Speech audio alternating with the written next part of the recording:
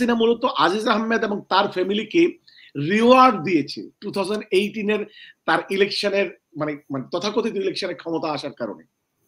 অর্থাৎ Aziz Ahmed and his family were rewarded because of the fake election conducted by Aziz Ahmed. আজকে America সেখানে আঘাত করেছে। অল দ্য প্রাইম মিনিস্টার্স ম্যানের শেখ হাসিনার প্রধান ব্যক্তি এবং তার ফ্যামিলির উপর আঘাত এনেছে। আল জাজিরার রিপোর্ট অনুযায়ী অল দ্য প্রাইম মিনিস্টার্স ম্যানের মেইন প্রধান ম্যান কিন্তু ম্যান কিন্তু আজিজ আহমেদ। সেখানে কিন্তু প্রাইম মিনিস্টার্স ম্যানের দেখানো হয়েছে Aziz Ahmed is the prime minister's man. বলেছে ইন কনক্লুশন, বাংলাদেশের জনগণের এই চয়েসটি নেই, এই সুযোগটি নেই যে তারা গণতান্ত্রিকভাবে তারা তাদের দেশের নেতা নির্বাচন করবে অথবা তাদের সরকার পরিবর্তন করবে। অর্থাৎ আমেরিকা তাদের অবস্থানটি স্পষ্ট করে বলেছে যে there is no democracy in Bangladesh, it is not a democratic government. অনেকেই মনে করছে না, শুধু সরকার তো খুব করে বলার চেষ্টা করেছে এবং সরকারি মিডিয়া বলার চেষ্টা করেছে, সরকারের দ্বিতীয় প্রধান ব্যক্তি নির্বাচনের পূর্বেও বলেছে, পরেও বলেছে। এই মানে সম্প্রতি মিস্টার লুর বাংলাদেশের ভিজিটের পরেও সালমান এফ রহমানরা কথা বলেছে, ওনাদের পররাষ্ট্রমন্ত্রী কথা বলেছে, ওনাদের অন্যান্য মন্ত্রী আর নেতারা কথা বলেছে। শেখ হাসিনা কাইন্ড অফ উনি বলেছেন যে আমরা সকল বাধা অতিক্রম করে আমরা এখন সেলিব্রেট করতে হবে যে আমরা বাধা অতিক্রম করতে পারি। সুতরাং তারা মনে করছিলেন সকল কিছুই ঠিক হয়ে গিয়েছে। দেখুন, আমি বিভিন্ন প্রোগ্রামে বলেছি যে আমেরিকানরা যখন কোনো সিদ্ধান্ত নেয় তারা সেই পলিসি থেকে পিছু হটে না, বাট তাদের পলিসির মাঝে রিভিশন হয়, তারা তাদের কৌশলের মাঝে কিছু পরিবর্তন পরিমার্জন নিয়ে আসেন। বাংলাদেশের র্যাবের নিষেধাজ্ঞার ব্যাপারে সরকার কিন্তু অনেক চেষ্টা করেছে, সরকার লবি করেছে আমেরিকাতে র্যাবের নিষেধাজ্ঞা তুলে ফেলার জন্য। এইবারও যখন সালমান এফ রহমানের সাথে মিটিং হয় মিস্টার লুয়ের, তখন সালমান এফ রহমান মিডিয়াতে কিন্তু ভুল তথ্য উনি উপস্থাপন করেছেন যে নিষেধাজ্ঞা তুলে ফেলা হবে এবং আমেরিকান সরকার সমর্থন করবে। কেন আমি ভুল বলছি, এর দুদিন পরেই কিন্তু স্টেট ডিপার্টমেন্ট থেকে আনুষ্ঠানিকভাবে বলা হলো তাদের মুখপাত্র যে না, এই কথাটি ভুল, আমরা র্যাবের উপর নিষেধাজ্ঞা তুলে নিচ্ছি না। অথচ সালমান এফ রহমান দাবি করলেন নিষেধাজ্ঞা তুলে নেওয়া হয়েছে। অন্যান্য মন্ত্রীরা বললেন এখন কোনো নিষেধাজ্ঞা নাই, ওনারা দায়িত্বশীল মন্ত্রী, ওনারা বলছেন যদিও তারা জনগণের দ্বারা নির্বাচিত, আমাকে এটা বলতেই হবে, জনগণের দ্বারা পার্টিসিপেটরি ইলেকশনে তারা ক্ষমতায় নেই, সুতরাং তারা ক্ষমতা আরোহণ করে আছে। তারা এই দাবিটি করছেন যে আমেরিকানদের এখন কোনো ভিসা নিষেধাজ্ঞা নেই। তো এই কথাগুলো কিন্তু একেবারে সর্বৈব মিথ্যা। র্যাবের উপর নিষেধাজ্ঞা সম্পূর্ণ কার্যকর এবং আমেরিকান স্টেট ডিপার্টমেন্ট জানিয়েছে সরকারের বিভ্রান্তিমূলক বক্তব্যের পরে যে না, এই নিষেধাজ্ঞা ওনারা তুলে নিচ্ছেন না, এটির একটি উদ্দেশ্য লক্ষ্য রয়েছে এবং একটি বিশেষ কারণেই ওনারা এটি দিয়েছেন। এখন আসুন, আপনারা জানেন যে আজিজ আহমেদ কে, আজিজ আহমেদকে দেওয়া এটা কি বার্তা বহন করে। আল জাজিরার রিপোর্ট অনুযায়ী অল দ্য প্রাইম মিনিস্টার্স ম্যানের মেইন প্রধান ম্যান কিন্তু ম্যান কিন্তু আজিজ আহমেদ। সেখানে কিন্তু প্রাইম মিনিস্টার্স ম্যানের দেখানো হয়েছে Aziz Ahmed is the prime minister's man এবং the people around Aziz Ahmed, অর্থাৎ আজিজ আহমেদ, তার ফ্যামিলি এবং তার গং, তারাই হচ্ছে all the prime minister's man. এবং কি করলেন আজকে আমেরিকান স্টেট ডিপার্টমেন্ট, আজকে শেখ হাসিনার প্রধান ব্যক্তিকে, যেই আজিজ আহমেদ বাংলাদেশে, এই রিপোর্টটাতে কিন্তু বলা হচ্ছে গণতন্ত্র এবং সুশাসনের জন্য তারা এই পদক্ষেপটি নিয়েছে। যে কথাটি বললাম যে আজিজ আহমেদ কিন্তু শেখ হাসিনার যে এর আগের বার যে ক্ষমতা আসলো,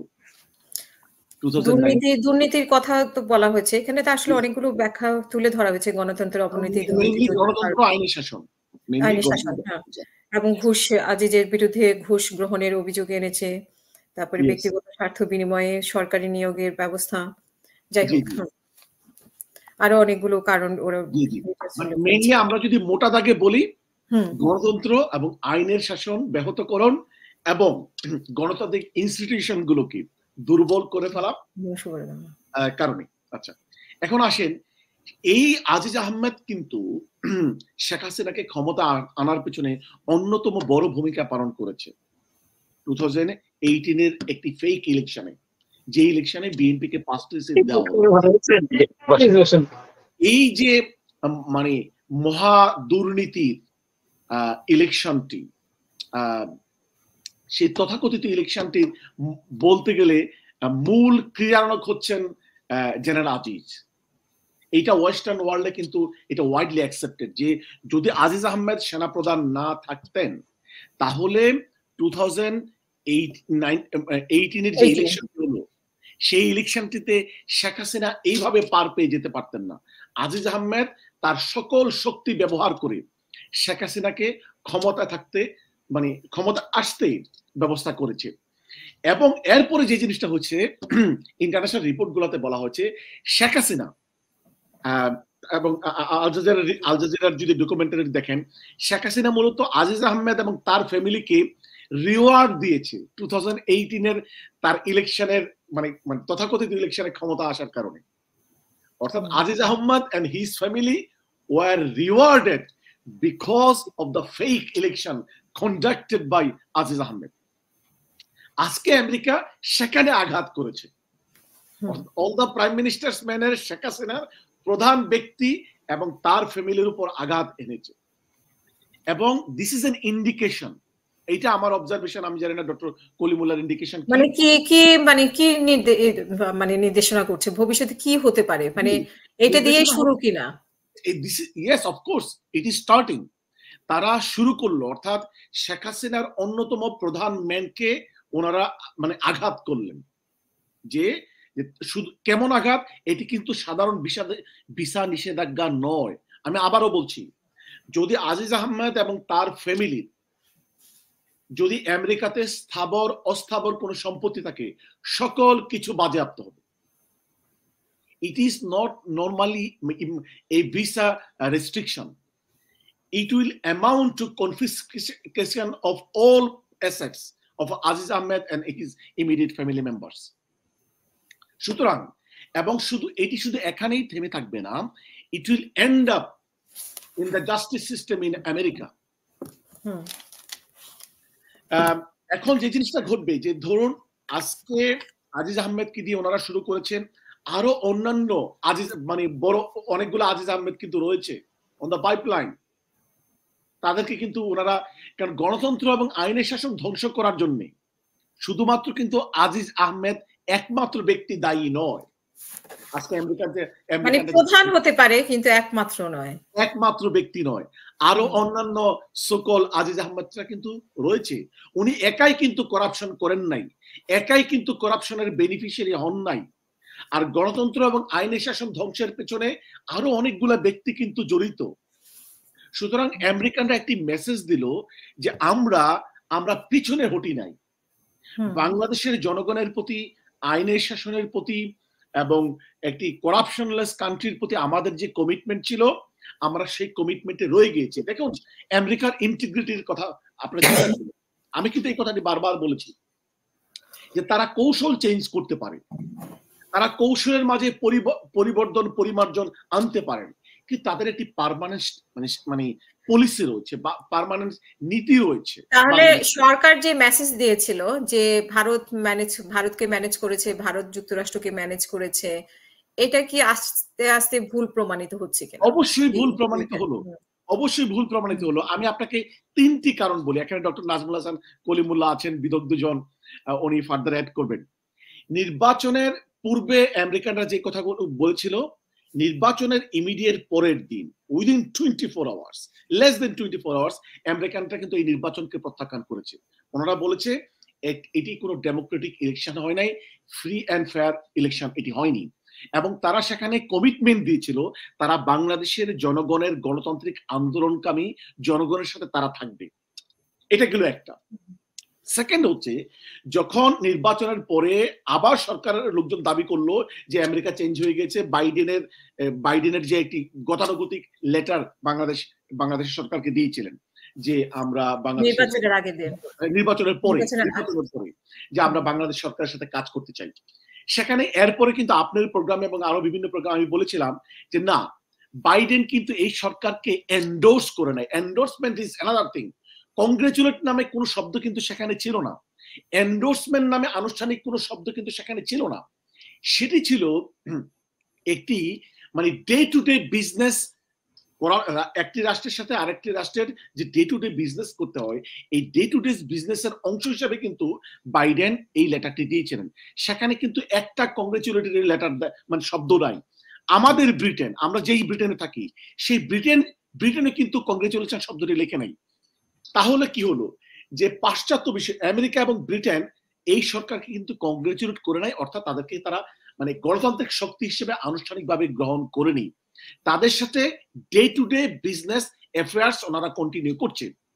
এরপরে কি হলো, মানে রাষ্ট্রের সাথে বিজনেস করছে, বাট সরকারকে তারা মানে একটি গণতান্ত্রিক সরকার হিসাবে গ্রহণ করছে না। আচ্ছা, এই ঘটনার পরে সরকার এবং মিডিয়া বলা বলি করলো, লাফালাফি করলো, বাইডেন আমাদেরকে মেনে নিয়েছে, ভারতের কারণে তারা পলিসি চেঞ্জ করছে। এরপরে কিন্তু ম্যাথিউ মিলার বক্তব্য দিলেন, যখন সাংবাদিকরা জিজ্ঞাসা করলেন আপনারা কি বাংলাদেশের ব্যাপারে সিদ্ধান্ত চেঞ্জ করে ফেলেছেন, আপনারা কি ভারতের দ্বারা প্রভাবিত হয়েছেন?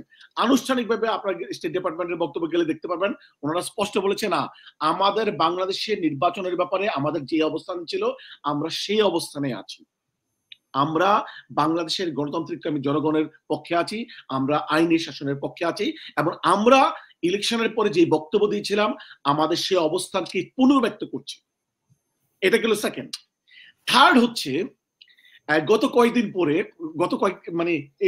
গত কয়েক সপ্তাহ পূর্বে মানে বাংলাদেশের ব্যাপারে যে অ্যানুয়াল রিপোর্টটি পাবলিশ করলো, বাংলাদেশের মানবাধিকারের প্রতি রিপোর্ট হিসাবে আমেরিকা স্টেট ডিপার্টমেন্ট প্রতি বছর যে রিপোর্টটি প্রকাশ করে, সেই রিপোর্টে কি হলো, সেই রিপোর্টে বিএনপি জামাতের নেতাদেরকে নির্বাচনের আগে গণহারে অ্যারেস্ট করা হয়েছে, এবং এই কারণে বাংলাদেশে একটি গণতান্ত্রিক মানে ইলেকশনের জন্য পরিবেশ ছিল না, এই কথাটি স্পষ্টভাবে তারা বলেছে। এবং সেই রিপোর্টে মোটা দাগে তারা বলেছে যে জামাতকে রাজনৈতিক মানে কোনো স্পেস দেওয়া হচ্ছে না, জামাতকে কোনো গণতান্ত্রিক অধিকার দেওয়া হচ্ছে না, সেখানে তারা বলেছে। এরপরে বলা হচ্ছে যে বিএনপির এবং জামাতের অধিকাংশ নেতাদেরকে অ্যারেস্টের মধ্য দিয়ে তারা গণতান্ত্রিক প্রক্রিয়াকে বাধাগ্রস্ত করেছে, এবং তারা বলেছে ইন কনক্লুশন, বাংলাদেশের জনগণের এই চয়েসটি নেই, এই সুযোগটি নেই যে তারা গণতান্ত্রিকভাবে তারা তাদের দেশের নেতা নির্বাচন করবে অথবা তাদের সরকার পরিবর্তন করবে। অর্থাৎ আমেরিকা তাদের অবস্থানটি স্পষ্ট করে বলেছে যে there is no democracy in Bangladesh, it is not a democratic government. এরপরে এসে আমি তিনটি উদাহরণ দিলাম আপনাকে। চতুর্থ, এইবার যখন লু বাংলাদেশে গেলেন, যাওয়ার পরে সালমান এফ রহমান, সাবের হোসেন চৌধুরী পররাষ্ট্রমন্ত্রী ওনাদের সাথে মিটিং করলেন, কিন্তু ওনারা কি মানে ভুল বক্তব্য দিলেন মিডিয়াতে যে না আমাদের সব কিছু ঠিক হয়ে গেছে, র্যাবের উপর নিষেধাজ্ঞা তুলে ফেলবেন। আর মিস্টার লু যে কথাটি বললেন একটি ডিপ্লোম্যাটিক কথা বললেন যে আমরা অনেক চেষ্টা করেছি বাংলাদেশে একটি গণতান্ত্রিক ইলেকশনের জন্য, আমরা এখন সামনে এগিয়ে যেতে চাই, পিছনে নয়। উনি কথাটি বলছেন, কিন্তু উনি কিন্তু বলেন নাই যে বাংলাদেশের ব্যাপারে আমেরিকার পলিসি কোনো চেঞ্জ হয়ে গিয়েছে না, উনি কিন্তু এই কথাটি বলেন নাই।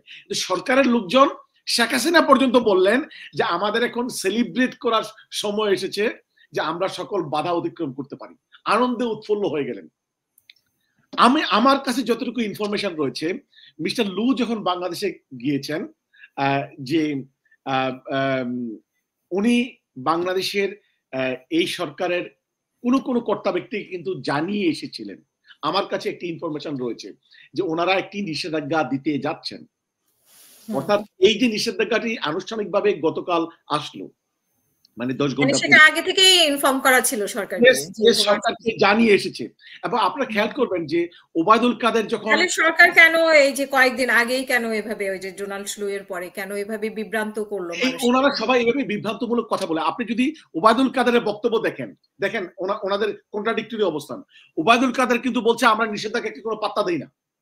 তো যখন উনি কিন্তু বলেছেন, তাহলে ভিসা নীতি নিষেধাজ্ঞাকে উনি তোয়াক্কা করেন না, তোয়াক্কা দেন না, লুকে ওনারা ডেকে আনছেন না।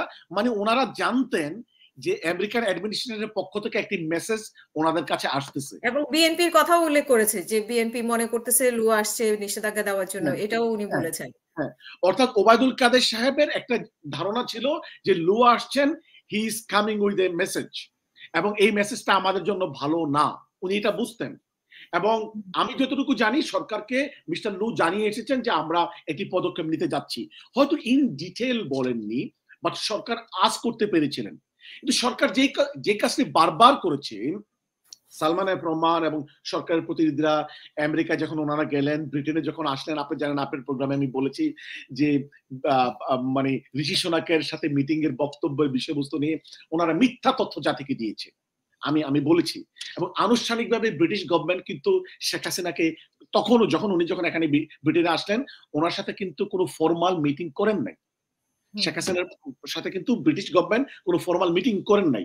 উনি যখন আমেরিকা পূর্বে গিয়েছিলেন, আনুষ্ঠানিকভাবে আমেরিকান গভর্নমেন্ট ওনাকে রিসিভ করে নাই। এই কথাগুলো কিন্তু আমি স্পষ্ট করে বলেছি। কিন্তু ওনারা কিন্তু মিডিয়াতে কি বলেছে, না আমাদেরকে গ্রহণ করে নিয়েছে, শেখ হাসিনার মতো কোনো বিকল্প নেতা নাই, শেখ হাসিনাকে প্রশংসা করেছে। আরে আপনাদের সাথে তো কোনো আনুষ্ঠানিক মিটিং ব্রিটেন করলো না, আমেরিকা করলো না। আপনারা বারবার জনগণকে বিভ্রান্ত করার জন্য কিন্তু এই কথাগুলো বলছেন।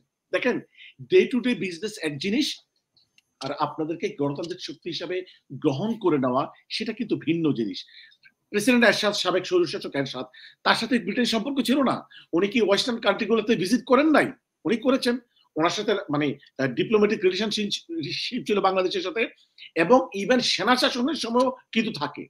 সেনা শাসক যারা ক্ষমতা আসে তাদের সাথেও কিন্তু ডিপ্লোম্যাটিক রিলেশনশিপ মেনটেন করতে হয়। এই যে আজকে মানে পুতিনের সাথে আমেরিকার মানে মানে আমি বলবো ইউক্রেন নিয়ে যে সমস্যাটি, এর মধ্য দিয়ে কিন্তু দুই রাষ্ট্রপ্রধানের সাথে যোগাযোগ হয়, ডিপ্লোম্যাটিক মানে কমিউনিকেশনটা কিন্তু মেনটেন হয়। অর্থাৎ রাশিয়া আর আমেরিকা কিন্তু তাদের ডিপ্লোম্যাটিক রিলেশনশিপ মেনটেন করে, মানে রেড টেলিফোন লাইনে তাদের মেসেজ আদান প্রদান হয়। কলিমুল্লাহ সাহেব ডিপ্লোম্যাটিক ট্রেনিং নিয়েছেন, উনি জানেন। ডিপ্লোম্যাটিক এই কাজগুলো একটু সংক্ষেপ করবেন, আমি কলিমুল্লাহ সাহেব থেকে একটু শুনবো। ডিপ্লোম্যাটিক রিলেশনশিপ এক জিনিস, আরটা হচ্ছে যে পলিটিক্যালি আপনাকে এন্ডোর্স করা আরেক জিনিস। তো আমি যে কথাটি মানে শেষ করছি যে Aziz Ahmed is not the last person, it is just starting.